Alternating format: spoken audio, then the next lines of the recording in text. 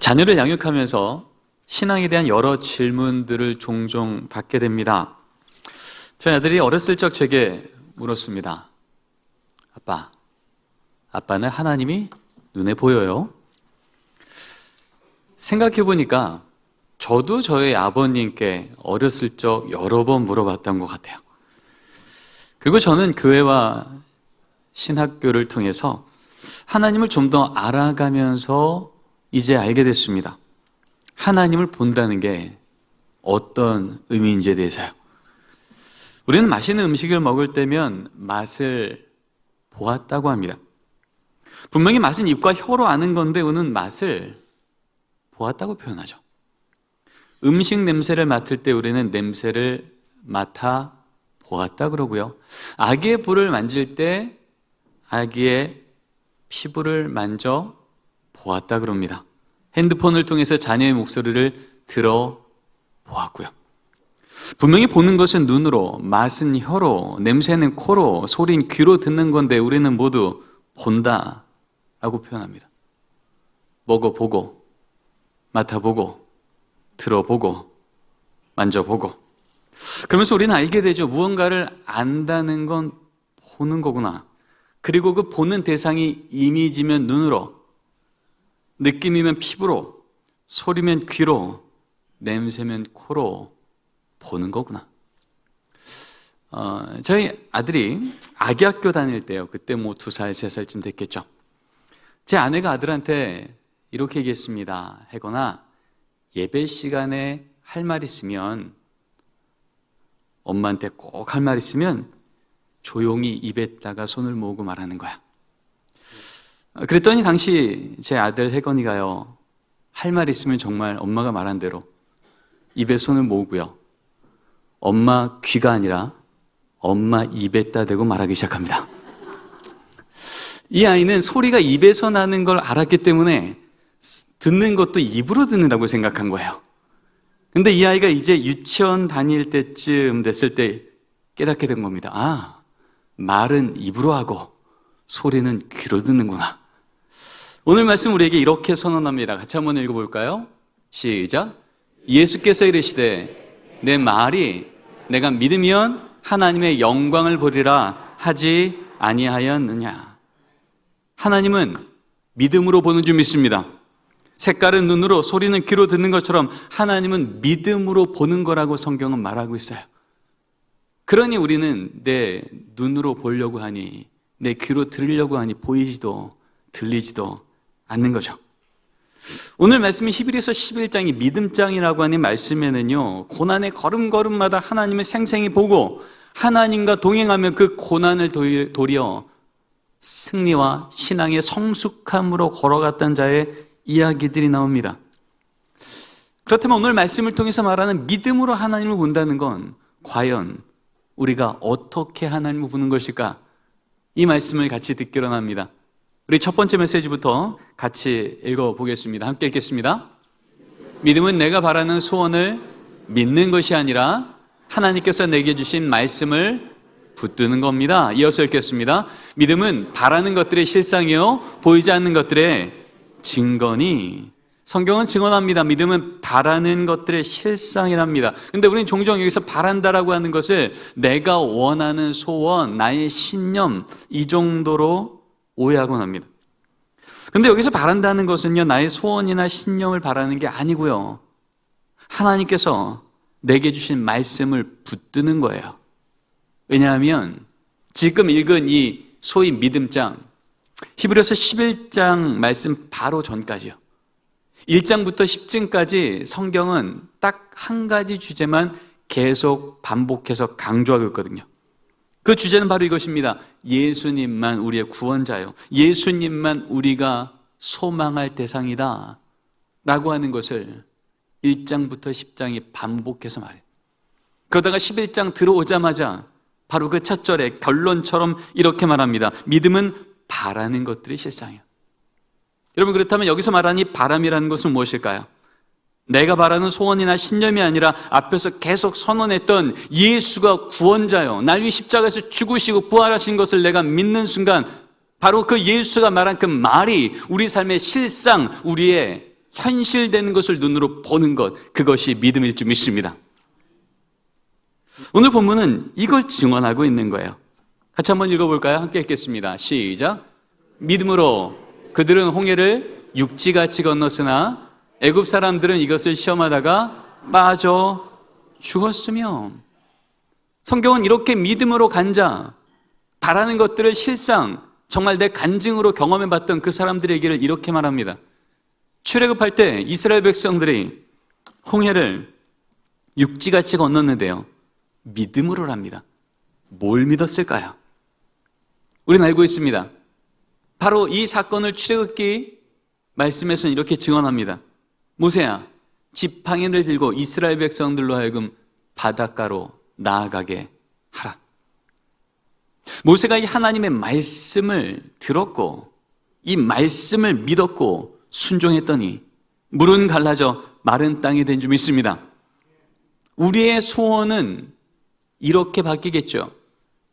뒤에는 600 기병대가, 앞에는 바다가 막혀있는 상황 앞에 이 모세의 바람이었다면 갑자기 바로가 마음을 받고 애굽 기병대 돌아와라 라고 말하는 게 모세의 바람이겠죠. 모세의 상식 안에서는 그것이 최선이었을 겁니다.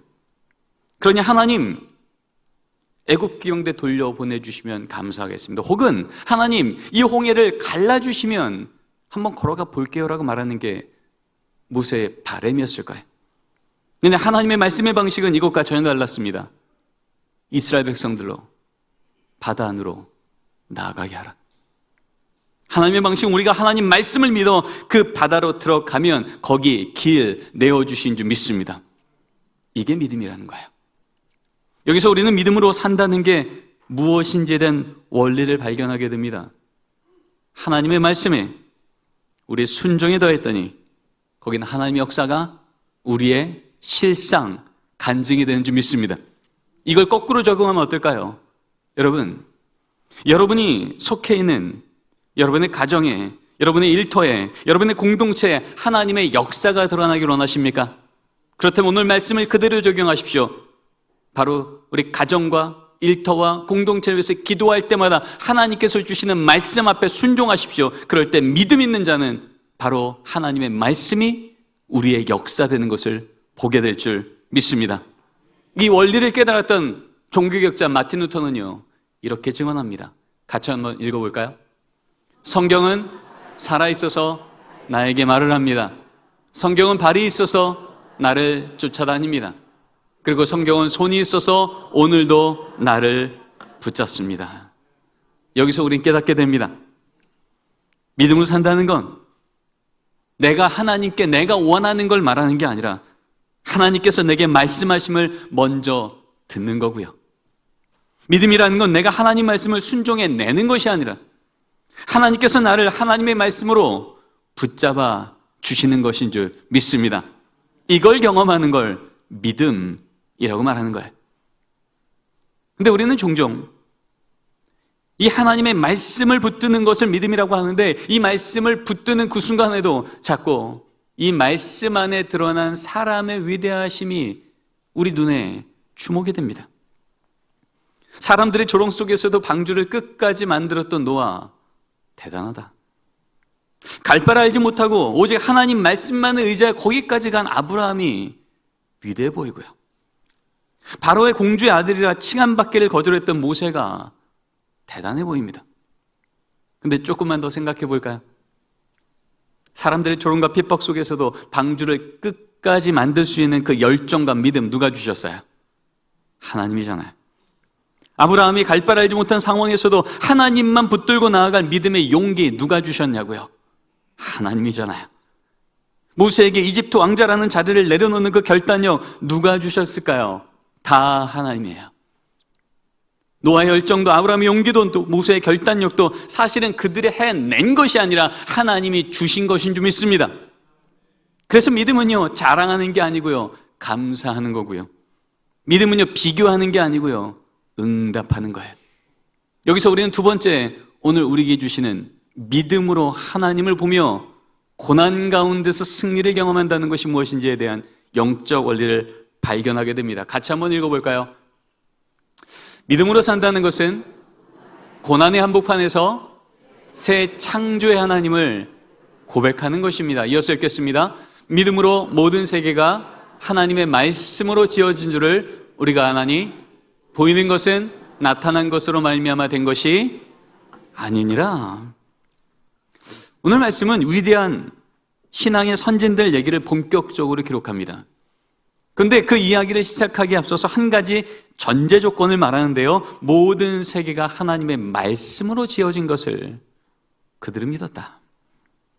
한마디로 믿음으로 산다는 건요, 태초에 하나님이 말씀으로 천지를 창조하신 것처럼 지금도 하나님은 우리 고난의 한복판에서도 새로운 창조를 이루시는 걸 믿어야 될 줄 믿습니다. 이 관점으로 보니까 이제 이 뒤로 나오는 히브리서 11장 4절부터의 그 많은 사람들의 이야기는요, 그들은 모두 고난의 한복판에서 하나님께서 창조의 하나님이심을 다시금 분명히 기억했고 신뢰했고 의지했다는 거예요. 물심판의 한복판에서 하나님의 구원을 전했던 노아요, 죽어도 다시 살리실 하나님을 믿었던 아브라함이요, 여리고라고 하는 가장 위험한 적진 속에서도 기도와 찬양으로 역전의 승리를 경험했던 여호수아야.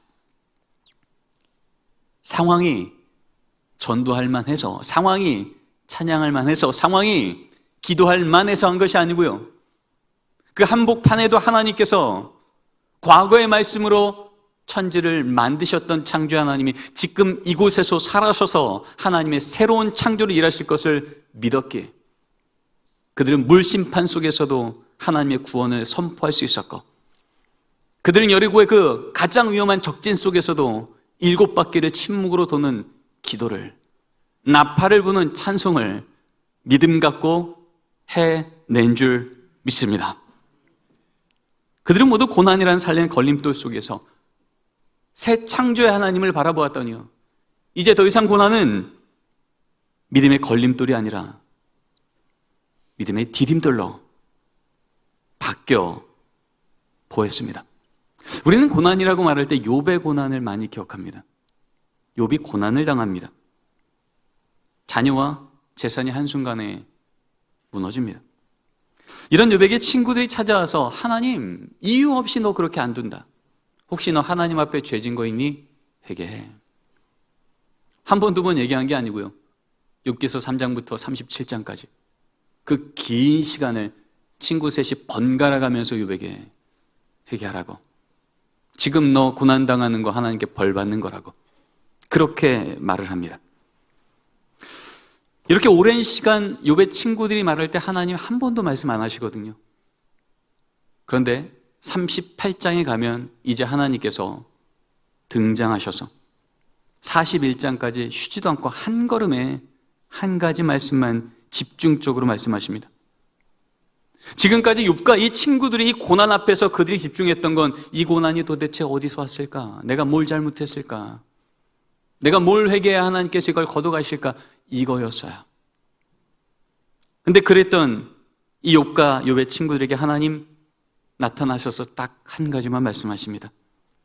욥아, 내가 창조의 하나님인 것을 너는 기억해야 된다. 그래서 38장부터 하나님은 반복해서 이렇게 물으십니다. 내가 땅에 이초를 놓을 때 너 어디 있었니? 지구의 크기를 정하고 설계도를 그린 자가 누구인지 너는 아느냐? 바다와 우주의 한계를 정한 자가 누구인 줄 아느냐? 오늘도 비를 내리게 하고 이슬을 만든 이가 누군지 아느냐? 과거에 이 일을 행한 자가 바로 나라면 지금도 새 일을 이룰 나를 정말 믿느냐? 무슨 얘기예요? 지금 이 고난의 한복판에서 원인이 어디 있는지 찾지 말라는 거예요. 그걸로 지금 네 문제 해결 안 된다는 거예요. 진짜 그 문제를 해결하려면 그 문제를 해결할 수 있는 하나님이 새 창조의 하나님인 것을 믿으라는 거예요. 하나님 믿음을 통해서 역사하시기에 하나님 새 일을 행하고 싶으셔서 지금 욥에게 그 길을 초청하고 계시는 거예요. 만일 지금 하나님께서 욥에게 말하는 것처럼 하나님이 그 창조의 하나님이시라면, 지금도 여전히 새 창조의 하나님이 되신 것을 믿는다면, 오늘도 그 입에서 말씀 한마디만 하시면 지금이라도 당장 죽음을 생명으로, 이 절망을 소망으로 바꿔내실 그 하나님을 정말 믿는다면, 이 고난의 한복판에서 진짜 욥이 매여야 될 그 대상은요, 이 상황이 아니라 이 상황을 바꾸실 하나님께 매여야 될 줄 믿습니다. 이걸 깨달은 욥은요, 하나님의 말씀이 마치자마자 이렇게 고백합니다. 같이 한번 읽어볼까요? 제가 하나님에 대하여 귀로 듣기만 하였사오나 이제는 눈으로 주를 배옵나이다. 이 말을 좀 더 의역하면 이렇게 해석됩니다. 하나님, 제가 전에는 하나님을 제 지식으로, 제 귀로 들은 것 정도 들음의 신앙이 내 신앙인 줄 알았는데, 이제는 눈으로 하나님을 체험하는 체험 신앙으로 나아갑니다. 이전에 욥은요, 하나님은 어떤 분이라고 생각했냐면, 내가 옳은 일하면 칭찬하고 내가 나쁜 일하면 혼내시는 재판관 정도의 하나님으로 생각했던 거예요. 굳이 내가 그 재판관 만나지 않아도요, 재판관은 이런 일 하는 거야 라고 귀로 들으면 우리는 재판관이 어떤 자인지를 안다는 거죠. 내가 죄짓지 않고 남들보다 좀 선한 일 하면, 헌금도 조금 더 많이 하면, 교회도 안 빠지고 조금 더 나오면 하나님 그만큼 내 인생을 복 주신다 정도로, 의로운 하나님 정도로만 욥은 하나님을 알았다는 거예요. 그러나 그 하나님이 창조의 하나님이시라는 것, 이것을 진짜 믿음으로 인정하는 순간, 이제 욥은 지금 내가 마주한 이 고난과 앞으로 내가 살아갈 삶에 대한 모든 것이 다르게 해석이 되기 시작합니다. 말씀으로 무에서 천지를 창조하신 하나님이 지금 나의 현재형의 하나님이라면, 죽어도 다시 살려내시는 하나님이 지금 내 앞에 계신 하나님이시라면, 이제 나의 무너져버린 이 상황은요, 하나님의 은혜가 없어져버린 은혜의 결핍의 자리가 아니라 그 살아있는 하나님이 나를 여전히 사랑하시니 붙드시니 하나님이 이 무너진 것을 다시 회복해내실 새로운 창조의 하나님으로 보여지기 시작한 거예요. 그래서 믿음과 함께 걸어내는 고난의 끝에는요, 결국 구속한 주만 보이는 줄 믿습니다. 이게 우리의 고백이에요. 단지 찬송가의 고백만이 아니고요, 이게 우리의 실존의 고백이에요. 진짜 창조의 하나님 우리가 믿는 순간, 고난의 그 끝자락에서 우리에게 남는 건 오직 그 고난을 하나님의 선하심과 신실하신 만큼 역사하시는 구속한 주님만 남게 될 줄 믿습니다. 그래서 하나님 안에서 고난은 고난으로 끝날 수 없고, 하나님의 역사하심과 붙드심과 신실하심이 우리에게 체험되는 줄 믿습니다. 물론 고난이라는 큰 벽이 우리에게 올 때 우린 처음부터 구속한 주만 보이진 않아요.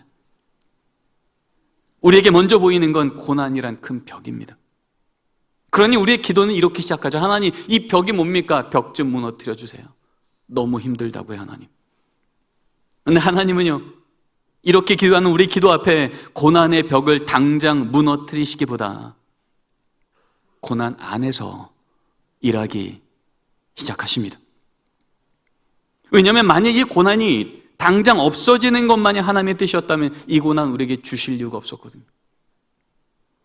그저 우리 잠깐 힘들었다가 다시 괜찮아지게 하는 것, 그게 목적이 아니었거든요.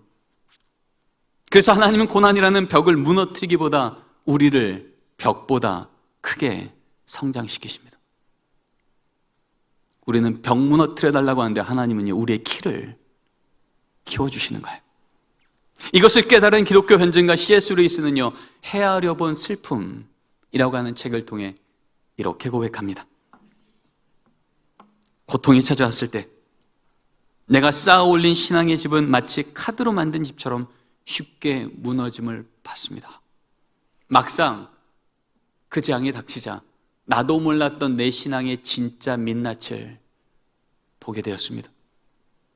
하지만 동시에 그 처절한 바닥에서 깨달은 건, 하나님은 내 이론적인 신앙보다 훨씬 크신 분이시라는 것이며, 나의 비명 지르는 질문마저도 다 아시는 크신 하나님이시라는 사실이었습니다. 그렇습니다. 우리는 고난을 통해 두 가지를 함께 배우게 됩니다. 하나는, 내 신앙 그렇게 해. 충분치 않았구나.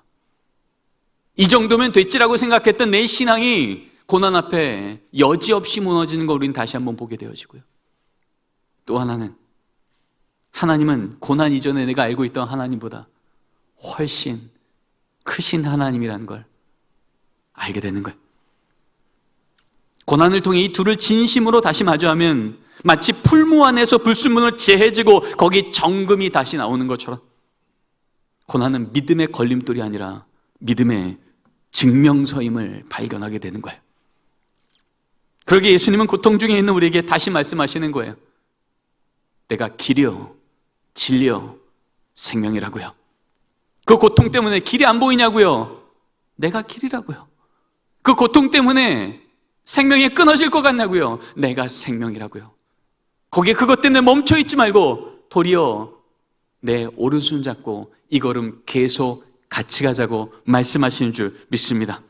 바로 그 자리에서 이 고난을 주님의 손잡고 걸어가는 그 자리에서 더 이상 이 고난은 우리의 상처 여정이 아니라 우리의 회복의 여정길이 될 줄 믿습니다. 여기 그림은요, 레오나르도 다빈치가 그린 살바토르 문디라는 작품이에요.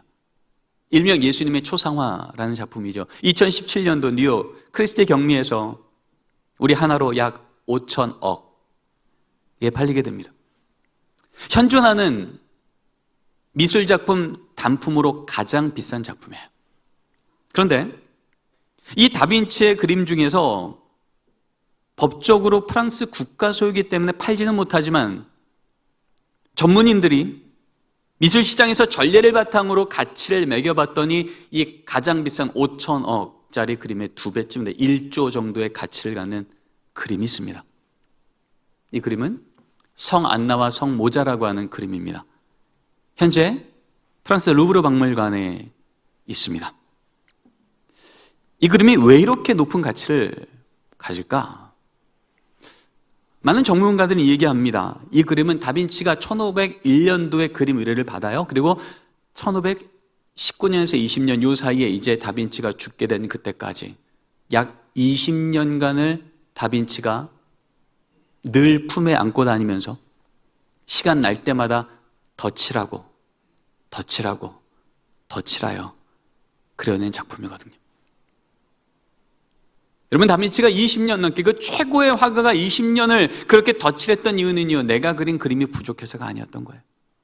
누가 봐도 이미 충분한데 진짜 거장의 눈에 보니 한 번 덧칠할 때 더 완전해지는 거예요. 여러분, 하나님께서 우리에게 허락한 고난이 이와 같습니다. 우리는 이 정도면 된 것 같은데, 내 믿음이 이 정도면 된 것 같고, 내 인격, 내 인내, 내 성품, 내 생각, 이 정도면 좀 된 것 같은데 우리의 최고의 화가이신 하나님은요, 우리를 더 가치 있는 작품으로 만들어내고자, 예수님 닮은 자 만들어내고자 오늘도 이 고난이란 이 과정을 통하여 나의 인격 위에 예수님의 인격을 덮으시고, 나의 인내 위에 예수님의 인내를 덮으시고, 나의 생각 위에 예수님의 생각을 덮으시고, 나의 믿음 위에 예수님의 믿음을 덮으시는 것.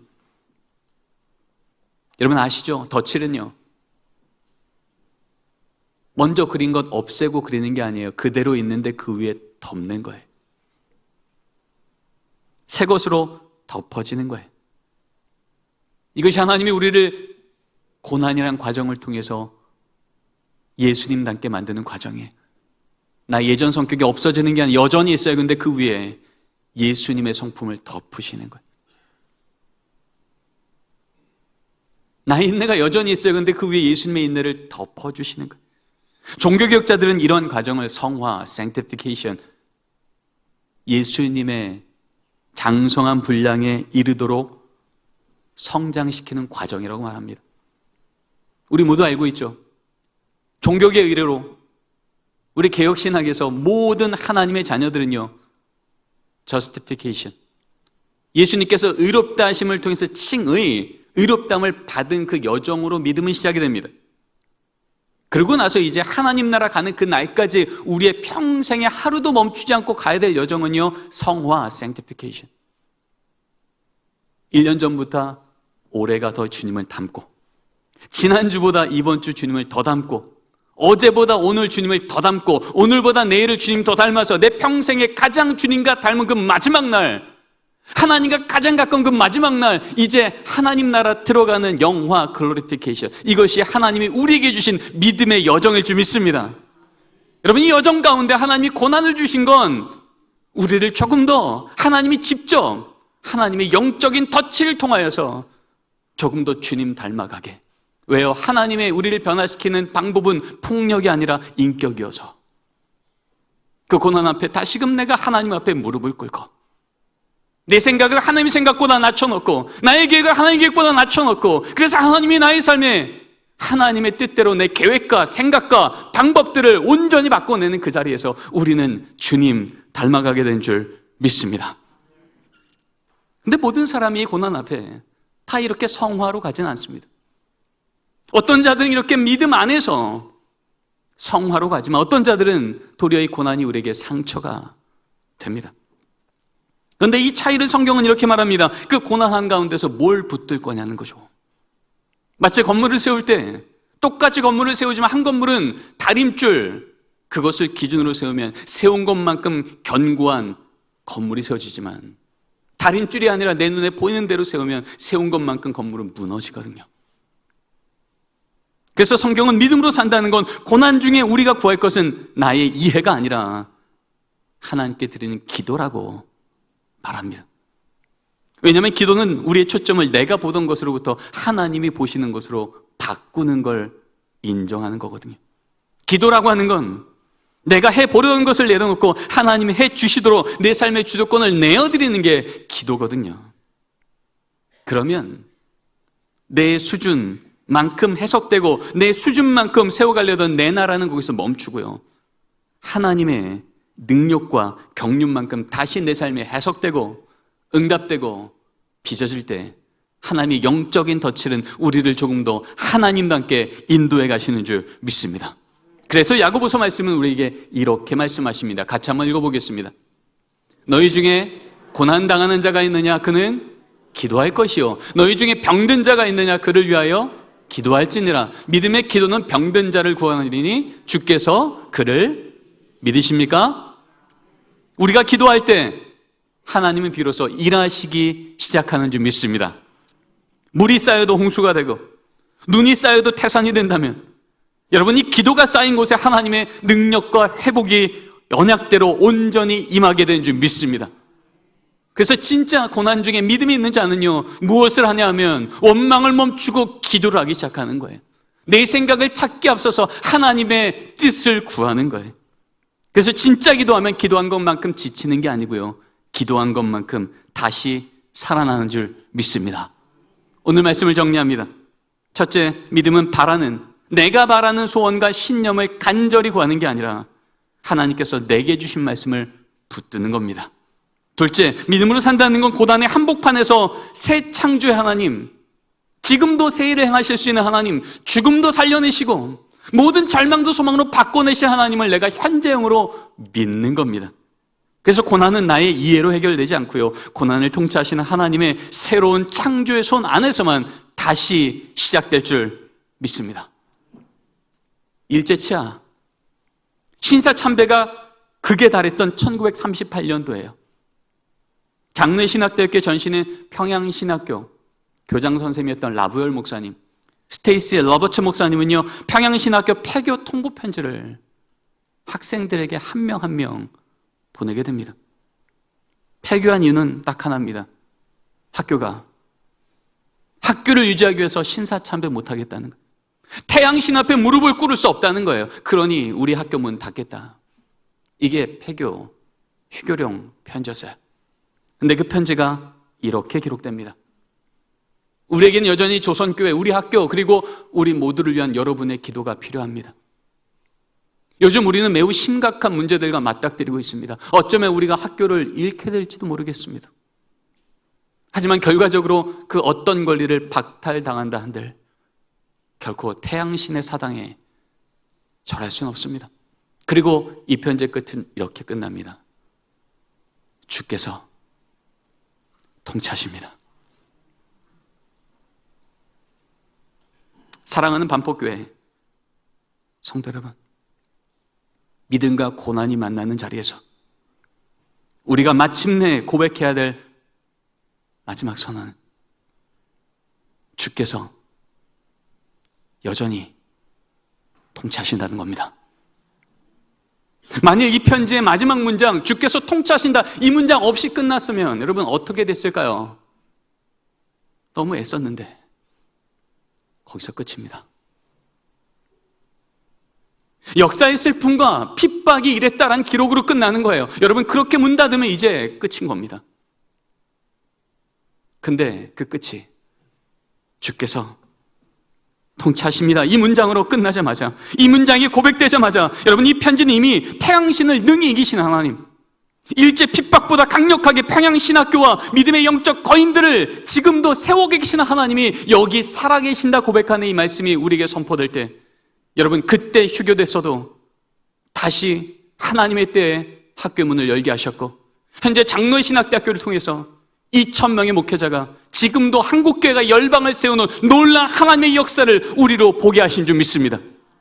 여러분, 고난의 한복판에서 진짜 믿음 있는 자가 고백할 것 딱 하나입니다. 하나님이 여전히 우리 가정을 통치하십니다. 우리 자녀를 통치하십니다. 우리 일터와 우리 교회와 이 나라와 민족을 하나님이 통치하십니다. 여러분, 이 통치가 우리 안에 진짜 믿음으로 고백될 때, 고난의 한복판에서 새 창조의 하나님을 정말 우리에게 믿는 믿음 주신 하나님 앞에 우리가 응답하기 시작할 때, 우리 하나님 신사참배 때문에 문을 닫는 그 상황에서도 주께서 통치하신다 당당히 선언하는 자리 위에 하나님 여전히 그 학교 들어 100년 뒤 전 세계 열방에 선교사를 파송하고 목회자를 세우고 하나님의 역사를 드러내는 놀라운 일 계속해 가시는 줄 믿습니다. 여러분, 이번 한 주간, 아니 평생 고난이라고 하는 이 어려움이 우리에게 닥칠 때 기억하십시오. 이 고난이라는 병 무너뜨려달라고 기도하기 전에 고난 안에서 일하시는 하나님, 고난보다 크신 하나님, 벽을 무너뜨리기보다 나를 키우시기로 원하시는 하나님, 그리고 그 한복판에서 이 고백 듣기 원하시는 하나님, 주께서 여전히 통치하신다고요. 여러분, 고백 중에 우리 하나님 믿음대로 역사하실 줄 믿습니다. 우리 옆에 계신 분들하고 이렇게 고백하겠습니다. 주님께서 여전히 통치하십니다. 믿으십니까? 기도하겠습니다.